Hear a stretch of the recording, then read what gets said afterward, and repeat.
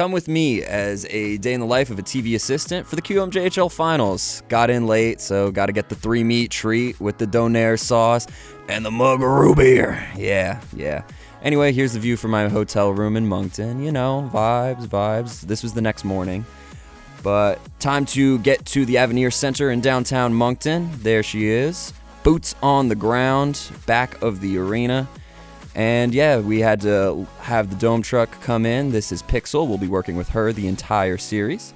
And there's Duncan leveling her out, cranking her out. What a man, what a lad. Drove me all the way to and from Moncton. What a guy.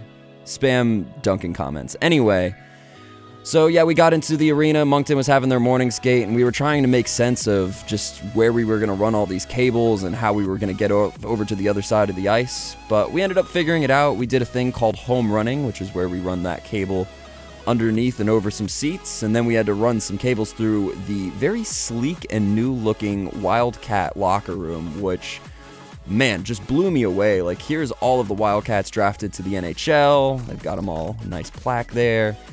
And then all of the active NHLers who are former Wildcats. Very cool. And then over to the left over here, they have all of the teams who had been knocked out and their little road to the Memorial Cup and a little live update sheet. So that was cool. And then this is where I realized 2015 Stanley Cup champion Corey Crawford was a Moncton Wildcat. So very cool locker room. Anyway, time to tape some cables. And then once we tape those cables, we get them patched into the truck over here.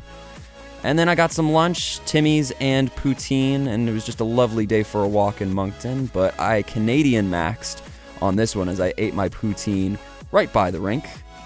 Nice little vibes, and as the Chicoutimi players getting some soccer in, getting locked in for game one of this series. Look at them, having some fun. But towels were all laid out, and the Avenir Center was ready for doors open, and I was getting in position for our locker room shot that we never ended up getting, but I got this really cool clip of Rudy Guimont getting ready, getting his blocker side ready, getting locked in. Look at him. Anyway, I stuck around for warm-ups with my cameraman, but this next clip is me attempting to get entrances with Mavs Gillis, notable radio television journalism graduate, and his phone got hit onto the ice by one of the refs coming onto the ice, so we had to get him de-wired so he can get and retrieve his phone before it was clipped by a skate. Luckily, he was able to waddle on out there and eventually waddle on back, all the way back, nice and safe. Anyway, the puck was dropped, and we were underway. Moncton jumped out to an early 2-goal lead and never really looked back. The Avenir Center was rocking and rolling, and it was great because as a TVA, once setup and everything is done, once the puck drops, my job is mostly done. I was moving lights into position for live hits with Mavs there, but other than that, most of my job was just watching the games and being ready for these live hits with Mavs. So, but like I said, Moncton never really looked back.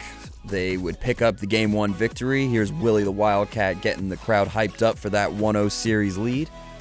And yeah, that was pretty much my day. After the game, we put cameras away, and that was pretty much it. We went back to the hotel to sleep and get ready for Game 2 the next day. So that vlog is coming soon. Thanks for watching.